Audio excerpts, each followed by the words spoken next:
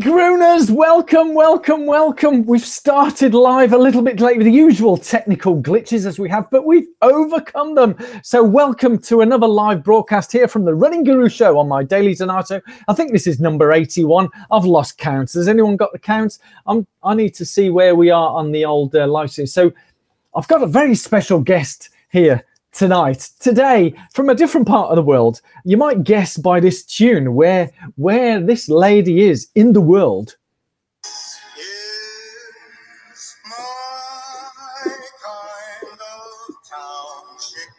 Oh yes, my kind of town, Chicago. See, she's giggling away there in the background.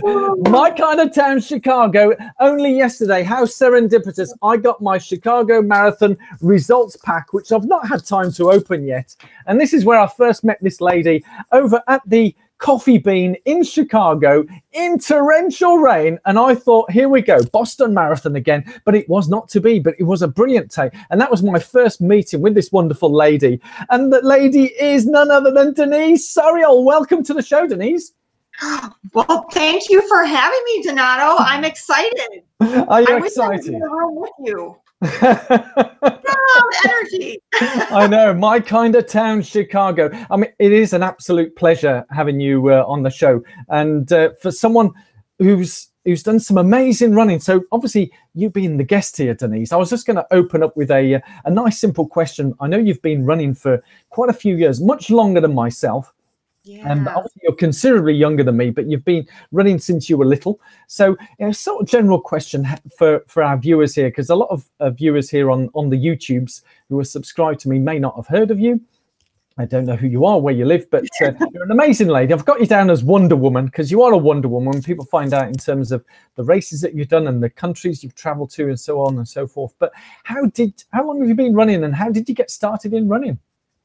So I started running, and I actually think I'm older than you. I just eat more donuts and moisturize more. I've been running since the 4th grade, and it's the only sport that welcomed me and I didn't have to try out for. And it's been my best friend ever since. And I ran in high school. I ran track and cross country. I was never very good. But you just had to show up. You were on the team. I met other runners in even from 4th grade to yesterday. I didn't run yet today, but any run from then to yesterday, I always felt better afterwards. So running has just it's been such a part of my life, and it's definitely my BFF. Your BFF, best friend forever. Yes. So I don't even know where to start. Like I said, I've been running since I was little. I had this misconception that only fast people could run marathons, not someone in the back of the pack. And then I thought it was only like some of my classmates that competed at the state level in high school, or they got a scholarship to run. Like that's who does a marathon, not someone who is in the back of the pack huffing and puffing. And then way back in 1993, it was so long ago, my older sister, Debbie, who I used to run with all the time, she did a marathon. And when she did it, I just felt like, what the heck? If she can do it, I can do it. Yeah. So fast forward the following year, 1994, I ran my first marathon, and it changed my life. I just felt, in retrospect, I felt like it was the first time that I was doing something that I didn't know if I could do, and hardly anyone had done it. And I think more importantly, nobody else was telling me to do it. I have chills because I see this in my clients, but that's a preview of coming attractions. So I'm doing something my boss didn't tell me to do, my teacher, my parents, no one. It was all me. So I ran the Chicago Marathon in 1994, and it changed my life. It just ended up being, it turned the I can't into what else can I do. I ran it. It was the same year that Oprah had run her first marathon. Okay. She did Marine Corps. Oprah Winfrey, yeah. Yeah, about a month before I did. So when I'm running the Chicago Marathon that year, I was following this girl most of the way, and then all of a sudden this girl veers up to the sidewalk, and I'm like, what is she? Oh my God, it's Oprah Winfrey. Did you go for a selfie? I know it's 1994, so there was no mobile phones then, but that would have been a good And selfie moment, wouldn't it? I was like so high, but then fast forward to mile, I think 2021, where we hit our wall. I was like, where is Oprah? This sucks. And I'm never doing this again. And That's the I feeling swear, everybody gets, don't they? I Especially think the first marathon. Yeah. Yeah, 90% of us say never again, uppercase, bold, 40-point font. And it was so long ago that I don't know how much time had to pass before I said, that wasn't so bad. I can't believe I did it. I got to do that again. Yeah. And last October, when I met you, that ended up being my 24th Chicago Marathon and my 24th. my 100th, from the girl who was never a very good runner and didn't even think she could do one. So you're a member of the 100 Marathon Club. Now you've done the 100, yeah? I am, and I've already done 5 more since, because I just love running. Oh, you're showing off now, Denise. 5 since October. No. My God, you really are Wonder Woman. So what motivates you to keep going? Well, initially it was to get faster, right? Once we get, I see this with my clients, I see this with my friends. Once we do one, then we realize it wasn't so bad as we thought, and we know we can do it. So the next thing is, let's get faster. So I probably spent about 9 years focused on my times, bringing it down, getting to Boston. But I didn't see it at the time, but I lost sight of what the 4th grade girl found in running, like how it made me feel, and the people it brought into my life. It's so low maintenance. I just put my shoes on and move forward. But instead, I was never fast enough. I would get a PR, and then it was never fast. I had to get faster. I would be proud of that PR, but it would fleet, and then I had to go chase another PR. So you're continually chasing. You felt you were continually chasing.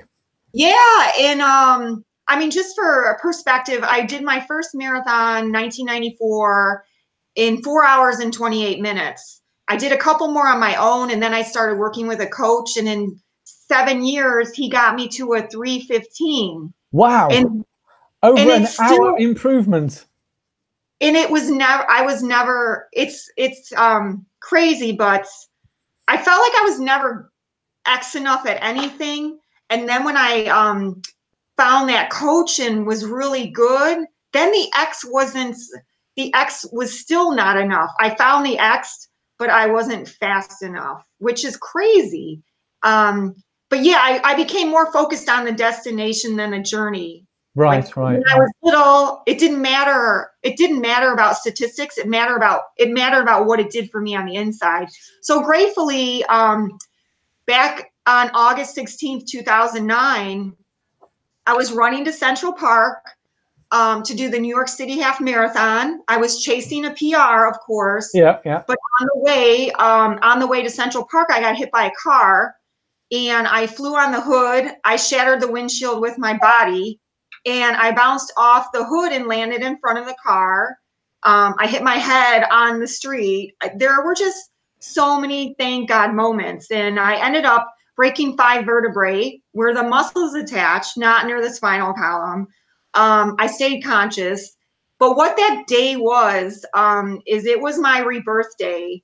I just, I didn't need surgery. I just had to wear a back brace, but in my heart of hearts, once I was mentally and physically stable, I felt like there was a reason why I survived. And I just felt like a centimeter, an eighth of my life could have been so much different. Yeah. And that's when I decided I wanted to give back to running for what running had given to me. I always felt better about myself after a run. Like I said, I sound like a broken record. It introduced me to so many people like you. I never would have met you if you didn't have this common language of running. And you meet people every day, right? Just yeah. So it's brought so many people in my life, and it's going to continue to do that. It always makes me feel better. It's been our way to travel the world. So and then like my coach, he found untapped talent in me. I didn't know I had a 315 in me. And so I wanted to give back to running for all that it had given to me. And I started coaching part-time in 2010. Right. And so I help people go from walking one mailbox at a time or one driveway at a time to running their first mile, all the way to back in October, I ran 100-miler with one of my cleanse, a client who becomes a friend. Kevin, he did his first 100-miler. So I just helping people do something they didn't think they could do. It sticks to my soul. And sometimes you just need someone else to believe in you until you believe it. And that's what my coach did for me. And that's what I do for my runners. And 2.5 years ago, I actually left my 26-year career in accounting to coach full time, because it just fulfills me so much.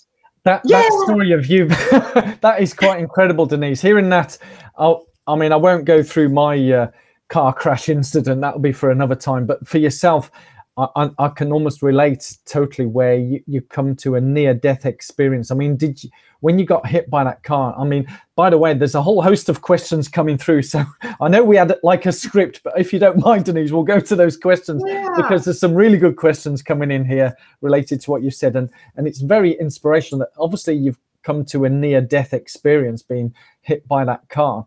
What did you feel like, when you get hit by a car and you're on the floor, what was in your mind? Did you think, oh, this is it? I can't run. I can't, do you feel like you lost everything? A lot of people say light flashes before your eyes. Yes, it does. It does. Not at all. Like as soon as the car hit me, I thought I'm going to die, get run over, or be paralyzed. That was my first thought. And then I was just laying on the ground. Well, I crawled out of the way and was laying flat and was afraid to move my neck. I didn't know what I had done to my body, and the ambulance could not get there quick enough.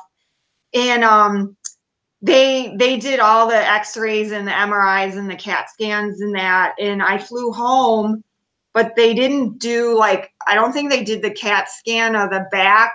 So I flew home with a broken back. I didn't know till I got back to Chicago that I had broken the 5 vertebrae. So luckily I was on morphine, my one and only time, and that was crazy stuff. Sometimes we want that on the marathon, don't we? But no. I honestly, I didn't believe the doctors. I felt like I would still move once I got back home to Chicago and I was seeing my orthopedic. I still felt like I would move and paralyze myself. I didn't believe the doctors. Wow. So it was scary, but it was a gift. It truly was a gift. I can see in your eyes and the way you're talking and the tone of the voice, and obviously from the responses we're getting from people online here, it's quite incredible. But I've got to firstly say, whilst you've been talking, your wallpaper, I want that wallpaper. 26.2. Yes. Well, it's actually just little stickers, and I collaged it. DIY. I love it. I love it, Denise. Yeah. So if you don't mind, Denise, I'll go through the order of questions in the order that they've been asked, so that everybody knows. So Robert Mills, Dan Runs, Bays 187. So Rich, guys, I'm just going to go through in order if you're okay, guys, with that. Yeah. So the first question is that Robert Mills is saying, fantastic marathon achievements, Denise. And he's asking any tips on nutrition for marathons. So I'm guessing, Robert, is the nutrition during the marathon race. I'm sure Robert will come in, but so I'm assuming this is nutrition tips for the actual marathon race itself. Do you have nutrition tips, Denise? Yeah, so this is what I tell my clients, is that everybody's body is different. Like what works for me may not work for you, and vice versa. So I just tell everyone to practice on their long runs.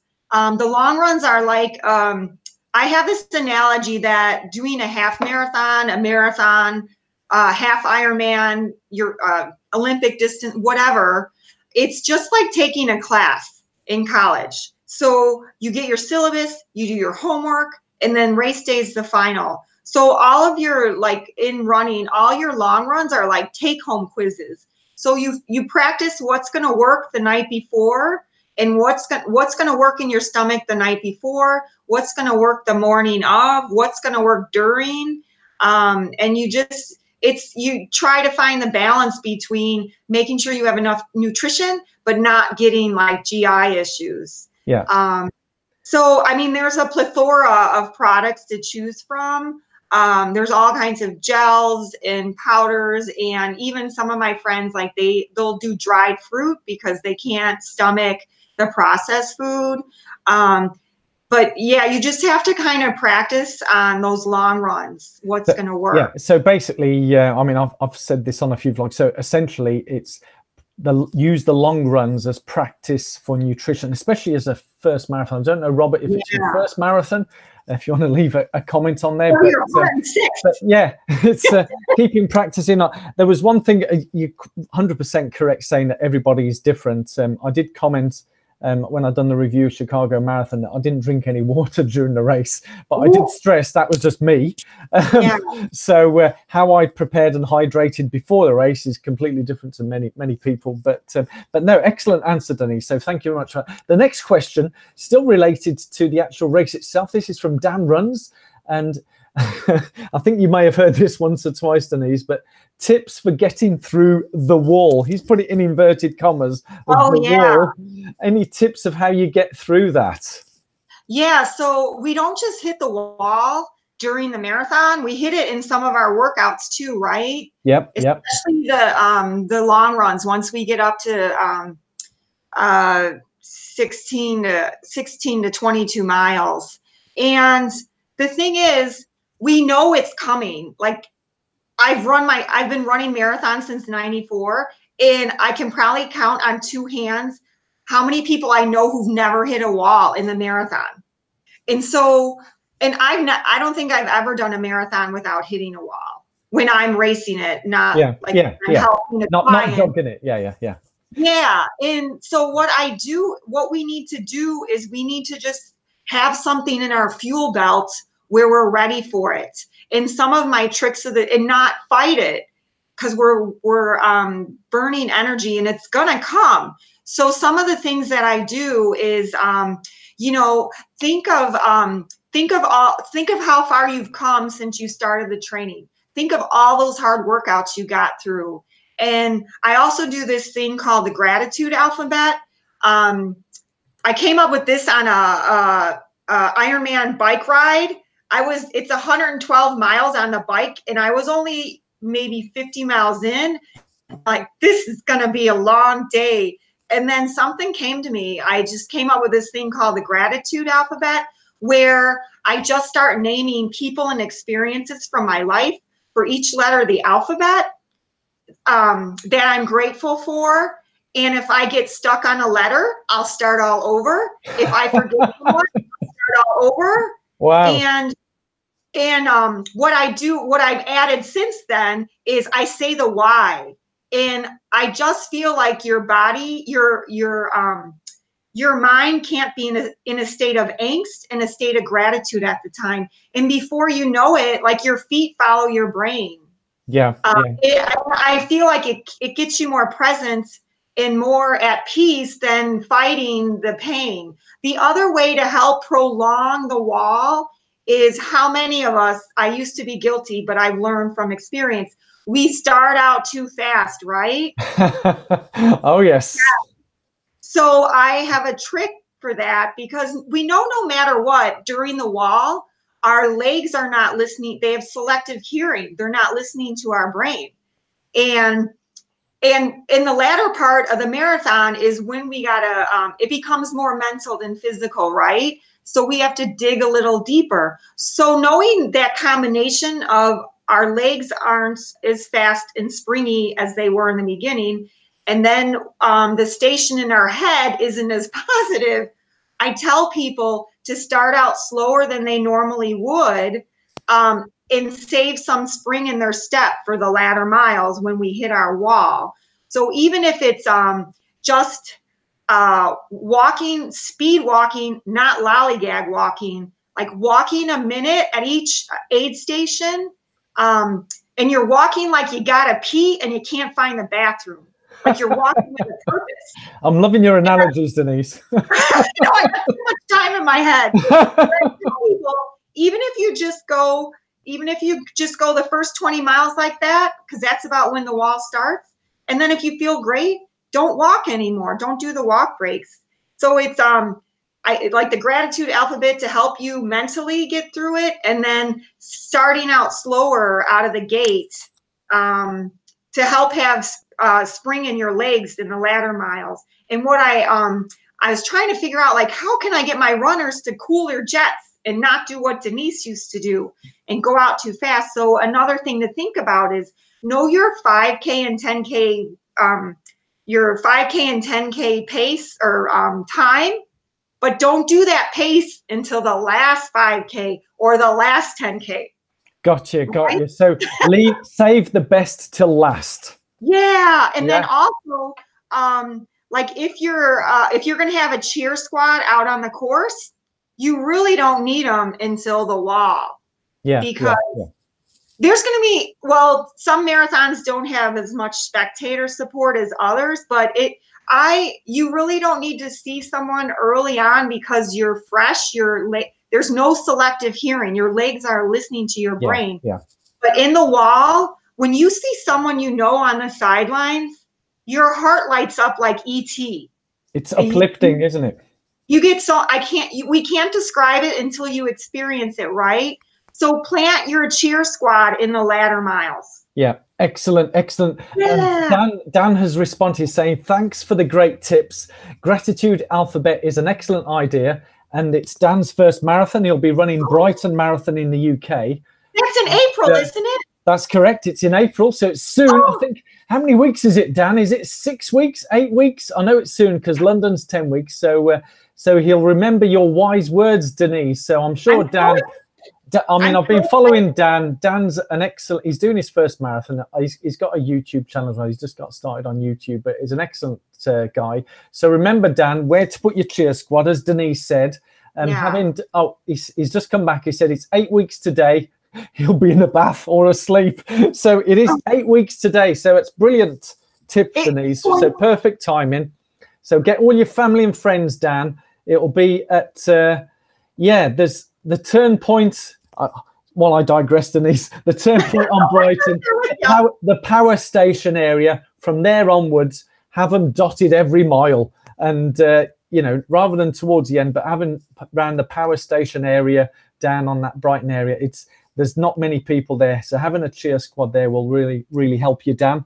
And then once you see the home straight, because it's along the seafront, Denise, it's beautiful. Obviously not as good as Chicago, but hey, it's you're right on the seafront. It's blue skies. Well, it certainly was when I'd done it. I wish I could be there. But I love that the gratitude alphabet is absolutely brilliant. So the next question, Denise. So thank you very much for that, Denise. Dan says thank you so much. Next one is. Let us know when you sign up for number 2. Right. So Dan, did you get that, Dan? Denise wants to know when you sign up for number 2. But my guess is, Dan, have you already signed up for number 2? Leave a comment on the question here. But right, next question is from Bays187. It's Rich. Hello, Rich. So he's saying, wow, 100 Marathon Club. That's incredible hearing about your back injury too. Now he's asking for him in terms of how do you assist with injury prevention. So this is a question because obviously now for a lot of people, and I've seen a lot of this on social media, there's a lot of people, and myself included, I picked up a little niggle. It's okay now, so we're all fine. So thanks to everyone's comments. My knee is fine. I've just overdone it with the hiking, not the running. But what Rich is asking is, how do you assist with injury prevention? What tips do you have, Denise, in terms of reducing the risk of injury, which people are coming into their bulk miles now. They're coming up to their 15 milers, their 18 milers, their 20 milers. So they're out for 2, 3 hours, 4 hours. What tips do you have for injury risk prevention? Yeah, so I think this all goes back to what my coach taught me And a lot of people are like, how can you run so many marathons without getting injured? And there's a couple things. One, make sure you're in the right shoes, right? Like once you decide you want to start running, the next thing is be in the right shoes. And so then the next thing is you got to listen to your body. Our mind is our best friend and our worst enemy. And meaning that, in the latter part of the race, we're going to have to dig deeper than we do in our everyday life. And that's our mind helping us fight through. But if you're fighting through to the point that you're running through an injury, or you're gonna, like one of my clients, Stephanie, she was running her first marathon here in Chicago. I think it was 2016, and it's a crowded course, right? And though the Abbott World Marathon majors, the 6 majors, they're pretty crowded because there's such amazing energy with the spectators and the places you see. But a caveat is you have to be careful in that everybody's out there in their own race. And so what happened to Stephanie is she's running along in a crowd, I don't know, 14, 15 miles in. And all of a sudden, some woman runs in front of her because this woman sees her cheer squad on the side of the road. And this woman knocks Stephanie and a bunch of women down. And the woman who saw her cheer squad was on the bottom of the pile, and all these women were on top of her. So my friend Stephanie ended up breaking her hip during the marathon. Oh, wow.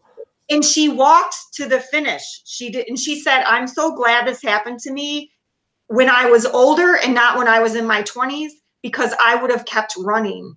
So that's where I'm trying to explain that if you're going to keep running to the point of injuring yourself, it's not worth it. And I mean, again, going back to marathoning since '94, being in the running community, racing community, I have so many friends, and I have so many friends that will run through an injury instead of listen to their body, let it heal, and then get back at it. Because I like, if something doesn't go away for me, we know our body the best, right? Yeah, and so absolutely. If it doesn't go away after 2 weeks, I call in an expert. I'll see a specialist. So 1, be in the right shoes. 2, don't run through an injury, because there's only one of you, and there's always another race. Yeah. And then the other way to prevent injury is not to build up too many miles too quickly. Again, going back to our mind is very powerful. What the mind believes, our Nikes will achieve, right? Other brands are available. So let's say that you've been running for I don't know, you've been running a couple years, but work got crazy and you haven't been able to run for 3 months, or terrible polar vortex weather. And so the next time you get back outside running, like the stars have aligned and you feel great. You feel like you can run forever. So you do. So you went from like 0 miles to 10 miles. You felt great, but you built up too quick, and you're increasing the probability to get injured. Yeah, excellent. So excellent. I forgot one more thing. Two more things I strongly believe in for injury. Go for it, Denise. Go for it. Is I get deep tissue massages at least like every 2 to 3 weeks. It hurts, but I feel like the more they dig into my muscles, the springier I am the next day. And especially leading up, well, not even throughout my whole training season, I get them. And then also with the really long runs and post-marathon, post-ultra marathon, I'll do ice baths. But my tub is Lake Michigan. I go to Lake Michigan. Lake Michigan's pretty cold right now. It is. So luckily I haven't had many marathons that require it. Excellent. But those are just some of my recovery tips.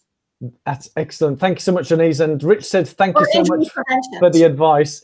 I'm getting quite a few people coming in here. So konnichiwa, Dr. Gurian. Konnichiwa, yeah. So over there speaking some Japanese. Evening all, evening Cole over in Yorkshire in England. Evening Andy, Forester Dean runner as well. Hello everybody. Yes, Cole, we're all guilty of that, Richard. So about the injury, so that they're chatting between themselves here, Denise. Whilst we're talking, they're having a good chat, saying that they all agree with what you're saying and how they're guilty of not listening to what you've just said. But hopefully it'll sink in eventually, won't it? Cole, Richard, Andy, all of you guys, come on now. Denise is speaking good common sense here. So another question that's come in, although someone has commented here. I know you're in America, Denise, but someone's commented about Donald Trump. Has President Trump done the marathon? He would love all those walls. There you go. That was a joke coming in. Thank you. I don't know where Rob. I think Robert may be an American or might be in the UK. In terms of Dan, did get back to us. He is signed up for a second marathon already, Denise, and we're going to talk about these. So he hasn't signed up yet. He's gone for the freebie with Brighton because they have a lottery where you can get a free entry. So he's trying that as well. But he's also, and I think you may have done some of these. He's talking about, and these aren't little ones because I know you've done some mega ones, Denise. So he's listed off here 3 amazing cities: Paris, Rome, or Valencia. Now, have you done any of those, Denise? I've done Paris, and I want to do Paris, and you're going to do Rome, yeah? No, I want to. You want to do Rome? I can do each year. I'm like a squirrel. I collect my little acorns or pine cones, whatever, and I go on a trip. I come back, I collect them again, and I go on another trip. Excellent. Right, the next question that's come in, you mentioned about shoes. So someone's quickly picked up, Robert's, about the shoes. How do you, and it's a good question here, Robert, so thank you for this, and I'm sure Denise will have an excellent answer, is how do you determine what the right shoes are? Because there are so many options. Yeah, so what I tell all my runners, and especially my beginners, is to go to a running store and have somebody there fit you for the proper shoes. You're not allowed to buy shoes because of them being your favorite color, unless you were fit properly for them. And it's really like going back to what I said earlier with injury prevention. The first thing is to make sure you're in those right shoes. The donut shoes. So are you saying, Denise, it's not about the color? So I shouldn't have really picked my donut shoes because they were shaped of donuts. So. Those are the only shoes I bought that are not properly fit for me, but I would never run in them. They're for errands. And yeah. Yeah. Sorry, Denise. Carry on. Those are a hot commodity. I had to get those too. Sold out. Yeah, go on. Why it's so important to be in the right shoe is that when we're running, it's almost like 3 to 5 times our body weight is hitting it's like the effect of 3 to 5 times our body weight hitting the pavements. So all that all that impact is going up our skeletal system. And if you're in the wrong shoes, it's just an injury waiting to happen. Yeah. So you're saying in terms of go to a running store? We have a thing called gait analysis here in the UK. Is it the same over in the US? Yeah. Well, there's you can have a intense gait analysis where like a physical therapist will watch you on the treadmill and look at where your muscle imbalances are. Or a lot of the running stores, they'll just watch you run back and forth and put you in either a neutral, stability, a motion control shoe. They'll figure out which of the 3 you belong in, and then they bring out different versions depending on who the manufacturer is. Yeah. And then you just try on ones and figure out what works. But what I recommend is if you have current running shoes, bring those in with you so they get an idea of how you wear out the bottom, like how your foot hits the ground. They can look at the sole of the shoe to get an idea of how you're actually running. Excellent. That's one I've not heard before. That is brilliant, Denise. So hopefully hopefully there, Robert, if you've got an old pair, take those in with you to the running store. I mean, I highly recommend there's a great running store in Birmingham, and the guys know what they're talking about. And as you said, once they've worked out what your form is, how you run, and looking at your shoes, they should have a wide selection. I think I recall for my first marathon, the guy came out with 5 pairs of different brands, and I just literally tried on the one that I felt the best with. So I got to go on the treadmill with them. So you can try them out. And is there any size in particular you'd say? Because sometimes you hear about going half a size up or one size up or 2 sizes up. Yeah. So what do you suggest? For the most part, you always want to get a half size bigger than what your everyday shoe is. And then when you're ready to jump into the 100-mile races, just a little lesson learned. I did not know this. You want a whole full size bigger. Yeah. Okay. Excellent. I have heard some people take even bigger, but again, it's how everybody runs differently. So it's like with nutrition, it's I guess trial and error. I forgot, with running shoes, you kind of want from the tip of your toe to the tip of the shoe, your big toe, you want like a thumb worth of space. Because once we start running, our feet expand, they swell, and even more so when it's hot out. Yeah. So kind of make like a thumb, put your thumb between the tip of the shoe and your big toe. Excellent. So some great questions there. Keep the questions coming. And Robert did come back saying thanks again. And he's very helpful, and he's from the UK. So we're getting some comments here. Some obviously people are all different running distances that are on me. Yeah. So some run 5Ks, and some do park runs, and some do 10Ks. And one comment here is just started running, and he's focused on a 5K and cannot even imagine doing a 12 to 16 week training block, which is great for a beginner. It can be a bit daunting. So everyone's different. So, even if you're a 100-meter runner, 1500-meter, welcome to everybody who's listening. So although he is looking to go into, there's a question here. I'll come back to the question, but I just wanted to ask, because we touched on different cities. So I haven't ignored the question there, Doctor, and I'll come back to it about the 10K and half marathon. But I was going to ask you, Denise, we touched on a few cities. Now, you've traveled a bit, haven't you, in terms of around the world? So I can't I know that you've done that famous race in South Africa, Comrades, and you've done a few other races. Do you want to tell us about some of your special races from around the world? You've touched on, you've done a 100-miler as well. That's no mean feat. No pun intended, mean feat. No. So that was a bad one. It's not scripted. As you can see, I'm not reading the script. But tell me, Denise, because I'm in awe of these races. I know that Richard Bays has done Comrades, who's watching as well, and I've watched his vlog, and that was an incredible race for him. How was it for you? When did you do Comrades, and how was it? So I did Comrades last summer, and I was very skited. I was scared and excited because, one, there's a cutoff, and I didn't know until I was running the race that there's 5 cutoffs during the race. There's like sub cutoffs. And if where I live, there aren't any hills in Chicago. So I was definitely over my head and skited. But it's in doing those things that we're skited about where, one, we're showing up in our life, and 2, we're finding what else we're made of. And I went out to Durban last summer, and I said, you know what? I'm going to see what I got. If I don't finish, I don't finish. And I forgot, what is the distance, Denise, for Comrades? It's a double marathon, isn't it? It was more than double. 56 miles. 56 miles. Yeah, and you have 12 hours, and there's sub cutoffs along the way. And last year was the downhill, which I didn't know until after the fact. Downhill is harder.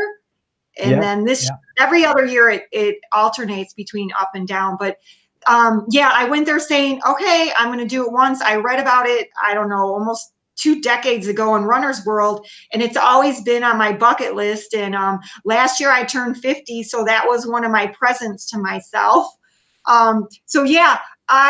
I think I was at mile, I had maybe a half marathon left, and I had a Red Bull.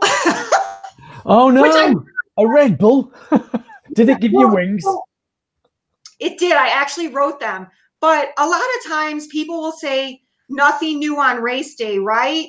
And you know what? Sometimes how are we going to learn? Obviously, I like 98, 95% of the time, nothing new on race day. But I didn't know what I was getting into. I didn't feel properly trained. And the night before Comrades, I was in the grocery store I paid extra for this service where you can have drop bags on the course at 3 spots. And so I had my classic peanut butter jelly sandwich, my Swedish fish, some M&Ms, and then something in me said I should put a Red Bull in there. Swedish fish? Did you say Swedish fish? Yeah, they're What's kind of that? like they're kind of like the candy that's on the London Marathon course. Oh, so it's candy. It's not fish. Oh yeah, it's like, is it Jelly Babies? Oh, okay, got you. Yeah, jelly babies. Yeah. Oh wow. So when you said fish, I thought you were like breaking out some fish and chips and having a nice, as you are by the sea. Sorry, Denise. Go on. Okay. So you got jelly babies with you. Yeah, Jelly Baby-ish, the Swedish fish. So for something in me just said I should have Red Bull. I think I'm going to need Red Bull. And so during the Comrades at the first tent, I just had the peanut butter and jelly sandwich. The second tent, I think they were about 15 miles apart. The second tent, I didn't have anything. And then the third one, where I had like a half marathon to go, I took some Red Bull, and people thought I was like Rosie Ruiz. People thought I just jumped on the course because I was flying. It was like turbo boost. It was. I wrote them on their Facebook page. I'm like, I really had wings. But when I knew I was going to finish within the cutoff, I said, I got to come back. So I am going back this year to do the uphill. Yeah, I that's what I was leading to. I know you've got an amazing year lined up, but in terms of other races, the Comrades is a long way, and I'm glad you mentioned that the downhill is tougher. For a lot of people, they say, "Oh, running downhill is easy." It's not. It's tougher than running on a flat, but whichever way you do, up or down, it's an undulating course, isn't it? So it's up and down. All it means is, I think last year was a net up downhill, whereas this year you'll be net uphill. Yeah. Either way, it's up and down, up and down. Whee! Well, I found that last year it was downhill, but it didn't start downhill until like the last half marathon. The whole thing was up and down, up and down. Yeah. And I felt like there is just so much history and prestige with running Comrades. I feel like it's similar to Boston, except it makes Boston look like a 5K. Don't say that. We got Boston coming up in April. Yeah, but so I'm going back, and it starts with Shosholoza. It's like it's not like the national anthem, but yeah. Because it's dark. It starts in the dark, doesn't it? Yeah. Yeah, and it starts with I don't know if a cannon or a gunshot, and then a rooster crows. Like, where do you see that? It's just, and then we finish running into the stadium. Yeah. It's quite something. So you're looking forward to that. You have got quite a year packed of races. Obviously we're doing Comrades. You've got Boston coming up as well. So I'm looking forward to seeing you in Boston. I don't know whether we'll get any deep dish pizzas as we did in Chicago. I will find it. I'm sure there'll be donuts, because I do love my Boston cream donuts. So I'm sure we'll have a celebratory Boston cream donuts after the race. So you've got Boston as well. What other? I mean, you've got a lot planned this year. What else have you got coming up this year, Denise? Yeah, so I'm sure you see it too. It's like running is our way to see the world, and that's how I've done so many. And I forgot, going back to how I keep injuries away, is that I do like 12 to 14 marathons a year, and I don't race them all. Like, I'll probably care about my time for 3 or 4, and the rest I'll take pictures, or I'm running with someone else. And you're running easy for your pace, yeah? Is that how? Yeah, well, I'm running my client's pace and I'm helping them. Like I'm running the Nashville Marathon with one of my cleanse, Julie. It's going to be her first marathon. So wow. I'm just gonna like keep her head in a positive state and as best I can and take pictures for her and just help her have fun as best I can, because she's gonna hit a wall, but at least I'll be there to help her. But I feel like a Red Bull, yeah? No.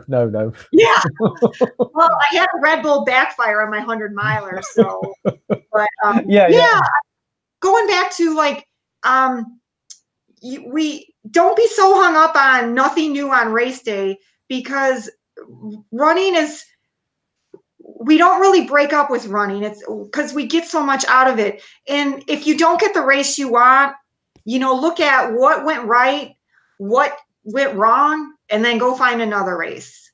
And so like the Red Bull worked for one, it didn't work for the other. And when I hear people say nothing new on race day, I'm like, just proceed with caution. It doesn't, it could help your race. It could, and I don't know. Yeah.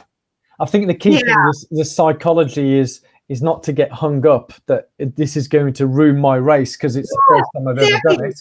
Is look at it that it could have a positive impact. Yeah. So, going back to my races, I guess I want to say like out of my 105, like my top 5. Yeah. Of course, I feel like everyone's first is the most special to their heart, because for me, at least, I didn't think I could do one. So like Chicago will always have a special place in my heart. And even if you run your first marathon on a training run, it's still always going to be special because I have chills, because of that achievement you just gave yourself. And so Chicago's is my favorite. And then I would have to say the Antarctica Marathon, most beautiful. It's like being on your own Discovery Channel. And then, do you see anyone, or is it just ice everywhere? I think there were maybe 150 runners, 150 people on the 2 ships that went down. But you see so much wildlife. It's so beautiful. And I thought, I don't even like winters in Chicago. It's going to be cold and gray, but and I feel too that there's going to be a certain point where they're not going to let civilians go down there because of the impact on the environment. But it truly it's the most beautiful place I've been. And then the second most beautiful was Queenstown, New Zealand. I would go back there in a heartbeat. I just did it in November, and I kept saying to the other runners around me, I can't believe how beautiful this is. And then I would tell myself, okay, try and go a mile without taking a picture. And I couldn't. It was just so, even Athletes Village for the half marathon, the half and the full started in different parts, but the full, the Athletes Village, you don't even want to leave. It's so beautiful. Yeah. And then next would be Reykjavik, Iceland. And for most of these trips, the race, is the excuse to get there. And then you go on a field trip and just explore the country. Like the Blue Lagoon and the geysers, yeah. Yeah, and so with Reykjavik, we were there for I think 3 days, including the marathon, and then we rented an SUV and drove all around the country. And that again and plus what's great about the Reykjavik marathon is it's in August and it's 60 degrees Fahrenheit, so it's nice and cool. And then it doesn't get dark till 9:30 at night. Yeah. So you have all day to take in as many excursions as you can, field trips. Yeah. And in the midnight sun. Yeah. And then the other one I recommend is Big Sur in California. You run along the ocean. And I've heard of that one. Yeah. At the halfway point, it's called Hurricane Point. There's a gentleman in a tux playing a grand piano. And you can hear the music, just like at Boston, you can hear the Wellesley Girls. Yeah, the Wellesley Girls. Yeah. And then, of course, Boston will always be special to me. I feel like you can never recreate your first marathon experience. That's why I recommend for first timers to just take it all in.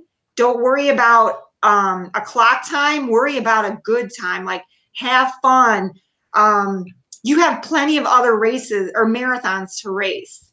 So Yeah, Boston is definitely special to me. So I feel like the first time you run Boston, kind of, no, the first time you qualify for Boston is pretty close to your first, how you feel at your first. And then when you run, like I have a bunch of runners that are doing their first Boston this year, and I'm so excited for them because you can't ever recreate that first marathon experience, but that comes pretty close. It is incredible. I mean, just now, I mean, I've got my long sleeves, but whilst you were describing that, I've got goosebumps coming all over me. And Boston, oh, Boston. Yeah. You saw what the weather was like last year. I was there. Yeah, you were there as well. Yeah, that was my first one. So it's one I'll never forget for many reasons. And obviously, having filmed it, even in the torrential rain, it's become, I think it's become one of those YouTube classics where people keep going back, looking at the viewing figures. People still keep going back, watching it, and they're watching it regularly. But I'm getting such amazing feedback from the viewers here. I just want to mention a few of those. And so please take note, Robert, Dan, and all the other guys. What Denise is saying is enjoy the race. Yeah, enjoy it. Yeah. And I know for, obviously, Robert, it's your second one that you're coming up to, and Dan, it's your first one.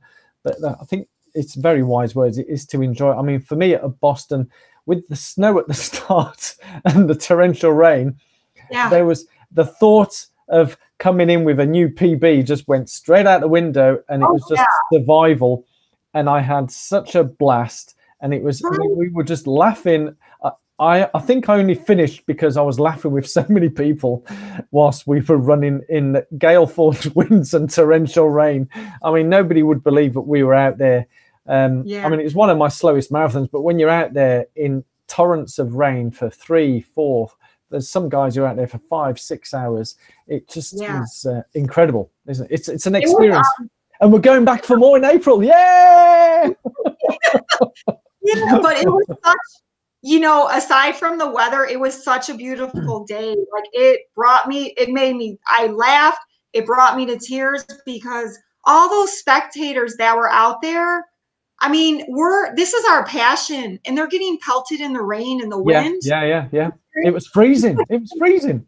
I tried to thank them. They wouldn't even take it. They're like, no, thank you for being out here. And in the police force that's out there, like the people that were supporting us, that it brought me to tears because it was so beautiful. Yeah. And then also, like, shortly after the accident, before that, I would see spectator signs that say, there will come a day when you cannot run. Today is not that day. When I see that sign now, it like penetrates my heart and soul. Yeah. And same here. And there's going to be a time when we can't run. And so that's why you got to squeeze in as much as you can. Like if I have experiences per hour and not miles per hour. Yeah, I love that. And there's a quote here that Cole has picked up, and he says, love it. Concentrate on the good time rather than the clock time is great advice, Denise. So thank you so much for that. So I'll quickly jump into, so that's your top 5. That's quite an epic top 5, but you have, obviously you've done 105, 106 marathons. So there's a lot to choose from, but those top 5 sound quite amazing. And a lot of people have commented about the, some of the ones that Dan's commented, Swedish fish are amazing, Donato. Now I know what Swedish fish are. Thank you. I've learned something today. I'm right. So a question here from has come in from, sorry if I mispronounced this, but Dokuta. Apologies if I've mispronounced that. But he's looking about extending his 10K next year to half marathon and then focusing on marathon. So his question is, how many base miles or kilometers do you need before a marathon training block? So what kind of base miles would you recommend, Denise, or talk about if someone looking to do for marathon training? Well, I'm very excited that at the half marathon and the full marathon. And what I tell everyone, like, going back to, it's like the race day's the final. A lot of people get intimidated by going from 0 to 21K or 0 to 42K. Well, you wouldn't take a class in like Mandarin and have the final a week later, right? So the half marathon, the marathon, think of it as a semester in school. And so what I tell my runners, my first time half marathoners, when they're ready to start training for a half, I recommend that they can do like a 3 to 4 mile long run and comfortably run like 10 to 15 miles, 10 to 12 miles a week. That would be your baseline. Okay. And then moving into and then you just need a 12 weeks, 10 to 12 week semester. And then when you go to the marathon, you should be able to run a 4 to 6 mile long run comfortably, and then average 15 to 20 miles a week comfortably. And then you get a 20-week semester. Right. So when you say a 20-week semester, that's the training block itself. Yep. Yeah. Yeah. Yep. So you're talking about maybe around 15 miles, feeling comfortable before you start the training block of the 20 weeks. Yeah. That sounds from what you were saying. Yeah. Yes. Yeah. Okay. Excellent. Yes. Excellent. There was one here. Oh yes, Iceland is beautiful in August. That's what I recommend. Yeah. So here's a good question, and I've seen this a number of times. Obviously, with marathon, for a marathon warm up, how much of a warm up do you need for a marathon, Denise? Sage, he's commented, Sage Canada. I don't know if you know Sage, Denise, but says only a minimal amount is required. What would you say is a warm-up required for a marathon, Denise? Yeah, so a lot of my runners, they're like, what? You want me to do a warm-up before the marathon? And I recommend like a 10-minute easy warm-up because it helps like release some of the angst, and then it helps with the plumbing, if you know what I mean. Yeah. It gets the system moving in case you need Portaloos. Yes. So I recommend just like 10 minutes, 10 to 15 minutes easy. If it's your first, I would just do 10 minutes easy. Yeah. So easy, just jogging or. Yeah, easy jog, not even looking at your pace. Yeah. So nice and easy. Hopefully that makes sense in terms of that. Who asked that question? That was from Robert. Yeah. So hopefully that answers the questionnaire. And the man here, Dr. Goger, says, excellent advice. Thank you very much, Denise, regarding the base mileage. So I've got the sort of question in terms of, because we could probably talk for hours and hours and we would get a world record, I think, on these. Marathon we could talk forever. We'll probably have to get you back on the show, Denise, and I'm really looking forward to seeing you again in Boston and all your crew that will be running for the first time. So it's going to be so exciting. I'm really looking forward to it. And as you say, I can't put into words until you get that qualifying time, until you get that email saying you're in, and then they send you that passport. You know, they still do old school stuff. It's because this year will be the 123rd Boston Marathon. So 123 years. This is the blue ribbon event of all marathon majors. And it is quite incredible. They're very old school, and they'll post every entrant a paper passport, don't they, in terms of what's needed. And when I remember when I got this, I think, wow, this is like proper gear, proper things. I'm thinking, whoa. And but everyone's so nice and welcoming over in the city, and I got to meet a lot of the police force out there and TV crews, and they're all extremely friendly, and runners. It was just amazing, as you say. But my question to you, Denise, obviously I want to ask you about your book. You've written a book, published a book only recently.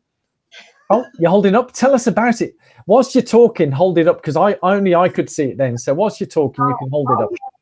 So I put it's called book. Me, You, and 26.2. Yeah. So I wrote this book. Well, going back to, I left my career because I just want to share what was given to me. And I feel like any finish line changes someone, whether, like I said, it's their first walking mailbox to running their first mile to doing their first Olympic triathlon.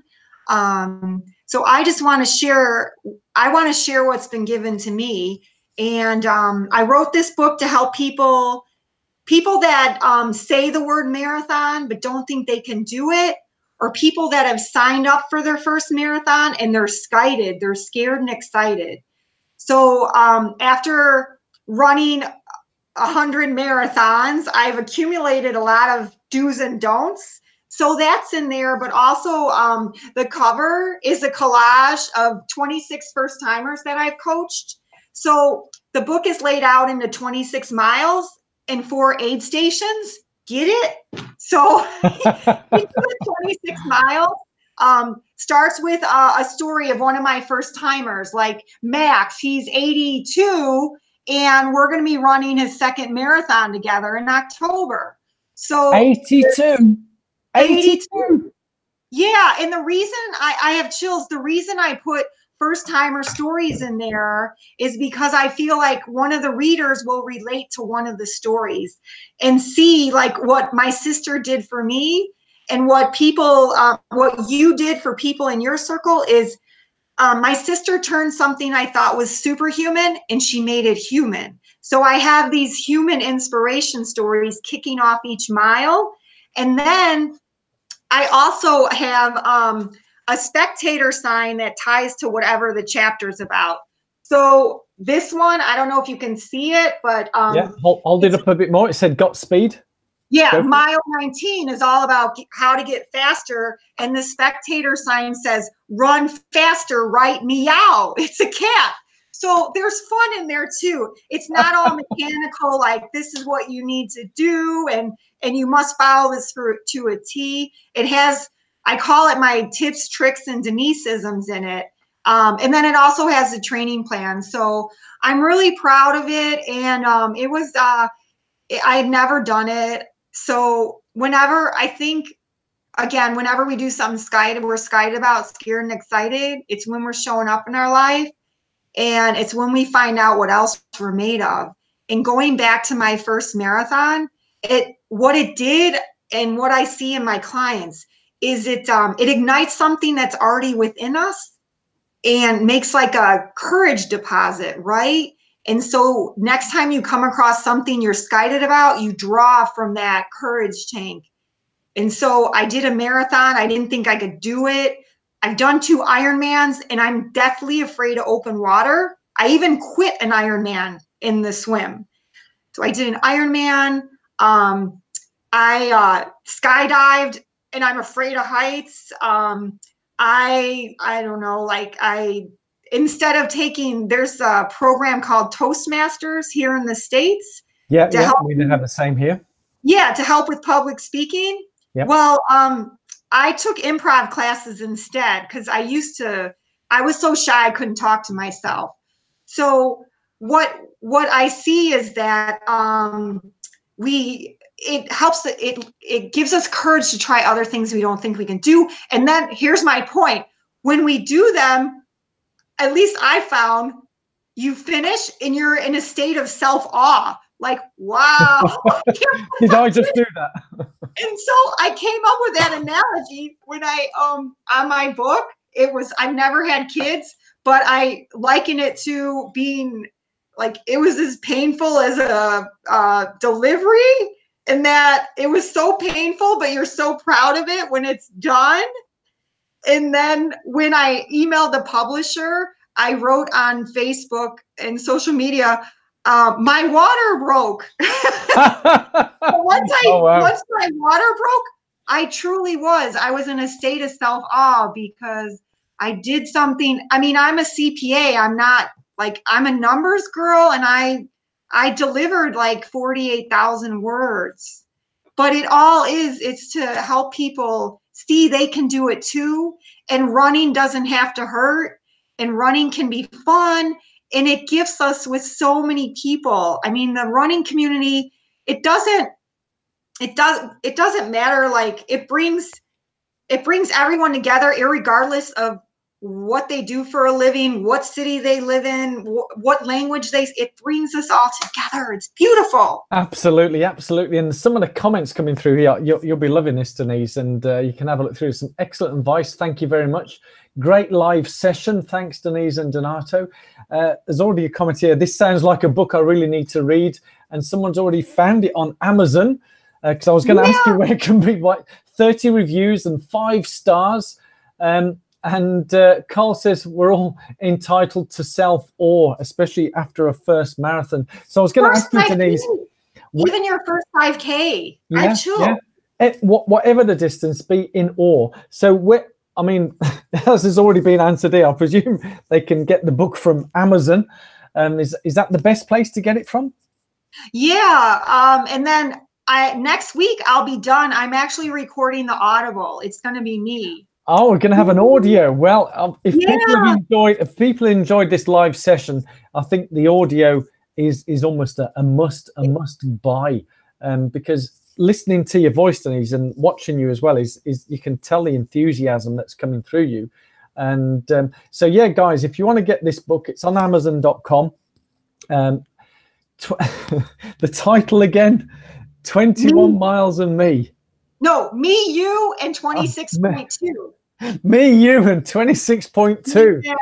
And but I'll leave a link when this is finished. I'll go back onto obviously, because there'll be people watching this, and if you're watching this on replay, a very warm welcome and thank you for getting all this way through. I'll be putting a link on the description to Denise's book, so we make sure we've got the right link going to the right book, because for a lot of the people here, someone's already ordered it right now. So there you go. Thank you. So well done, Dan. And to be honest, Dan, having met Denise and having seen the book, it is a must read. It'll be one, Dan, that when you get to Brighton, you know you're going to finish it. It's just enjoy the actual run. Isn't that right, Denise? Yes. Because you can never replicate that first one. No, I mean, for me, and I guess for everybody and for yourself as well, Denise, when I got up that first morning of my first marathon, I was terrified and I really didn't believe I would finish. Right. I didn't think I would finish, because the longest I'd ran, and I nearly died at the end of it because I ended up with going into hospital with suspect heart attack, was not 26 miles. So how am I going to get to 26 when I've never even run that and ended up in hospital? But that's another story. But so yes, Dan, enjoy the book. Denise, what can I say? I think we need to wrap up now. And it's been an absolute pleasure having you on. It's brilliant seeing you again, because we have been chatting online and keeping in touch, and it's going to be amazing. It'd be great to have you back on the show again, maybe a live chat. But I think, and it's just a suggestion I'm throwing to you, and the people who are watching, there's been quite a few viewers on there, is maybe we'll do a live one in Boston. Yes, a quick little 5-minute ditty. In Boston, maybe, I don't know, because obviously in terms of what goes on, things can chop and change, but where we can find locations. But the joys of technology, I've just spent 10 days in Wales, North Wales, doing my live broadcast from this little thing. So as long as the technology works, we can do anything, can't we, Denise? Yep. And I don't know if the world can handle us two together. And we can bring other people in there. I have done the live one where the chap was at the, would you believe, a World Broadcasting Cello Viola Congress. And whilst we were talking, he was in an intermission, and a few dozen people all joined in whilst they were having the intermission. So the wonders of technology, connecting with all sorts. So all I can say, Denise, is thank you so much for your time and sharing your wonderful wisdom and amazing adventures. There's so much more, and I think we might even have a talk about some of your adventurous ones and go into more detail of some of those stories, more of the top 5 and also the other 90, the other 101 as well. But Chicago has got to be, as I said at the beginning, Chicago is my kind of town, and it was an amazing race. And I'll never forget that first time I met you and the crowd there, where it was raining a little bit, wasn't it? Just a little. Well, Boston prepared you for Chicago. So anyone out there, if you come to Chicago, please look me up. I'm at Sorry, my dog is getting restless. I'm at me, you, and 262, all spelled out. That's how you can find me. Excellent, excellent. So I would highly recommend, as I did with Denise, we met up and we went for a donut run, I think we called it. Yeah, a donut run. So not that I'm always enticed by food, but it did help. So we went for a run around the course, and you showed us where the finish was and took us around like a bit of a sightseeing tour as well as doing the training run. And then we all went for a donut and coffee at the end, which was amazing. Loved it. Sacrifice, reward. So yeah, my kind of town, Chicago. So thank you so much, Denise. Do you want to have a few last words so they can all see you? Yeah, so again, thanks for having me. And for any of you out there, like I said, if you come to Chicago, please look me up. I've been living here all my life and been in downtown Chicago since '98. So I can help you out with any questions about the marathon, the expo, where to get your favorite goo. And then for those of you that are interested in my book or have already bought it, please message me any questions. I'm here for you. This is my favorite job. And then lastly, I talked about how I wrote it for like future first timers and first timers. From what my friends have told me that are many timers, there's also a lot of great tips in there too. So, but thank you for having me. And I can't wait to see you in Boston, and I'm bringing you Swedish fish. Oh, Swedish fish, here we come. Shoes too. And some Boston creams. Thank you so much, Denise. That's absolutely brilliant. And yeah, for anyone, I mean, if those who have entered Chicago Marathon, Denise's Facebook group is called Chicago Marathon Runners Unite. And race weekend, like Donato mentioned, on Friday morning and Saturday morning, we're going to do a group fun run. Excellent. So if those of you who are watching, and I know a lot of people, whether they're on live now or in recording, that have registered for the and are taking part, because obviously everyone's been notified, they've got their places for Chicago Marathon, definitely join up with Denise's Facebook group, Chicago Marathon Runners Unite. Again, I'll put a link in the description so you can find the group there. And there are literally thousands of people, a lot of them who have run Chicago and some who will be running for the first time. Is that right? Yep, there's a lot of first timers too. And yeah. I forgot, I'll also be at Tokyo, and then we'll both be at Boston. You can find me in Nashville. And then I'm running the Mount Everest Marathon in May, right before I do Comrades. And then, did you sign up for New York lottery? No, my bank unfortunately is not letting me in. So I know I think my bank is exhausted from Boston. So if anyone wants to set up a GoFundMe page, go for it, and then I'll join you in New York as well. But but maybe for 2020, I've got a qualifying time. But it'd be great to. I mean, it'd be wonderful to go traveling around the world and do some more video recordings, because I think. Yeah, it would just amazing. But anyway, we need to finish up now. So it's getting, what time is it? Oh my word, we've been on for, would you believe, an hour and a half, Denise. This is, oh my gosh. Decaf. Congratulations. That's our 100-miler live broadcast. And everyone's been saying thank you so much for an excellent live stream. And for those who have been watching live, thank you all so much for your time. Yeah. It's been amazing. And for those of you who are watching on replay, please do leave some comments below and make sure you give it a thumbs up, because Denise has been amazing. Give it a thumbs up, subscribe, and click on the alarm bell so you don't miss any future live streams, whether it be with me and Denise or me, you, and 2602. Thank you so much. Yay! Did you like that? Bye, bye, bye. Feel free to wave, Denise. Bye. Thanks, guys. Thank you so much, Denise. Bye-bye, everybody. Have a good evening or good afternoon.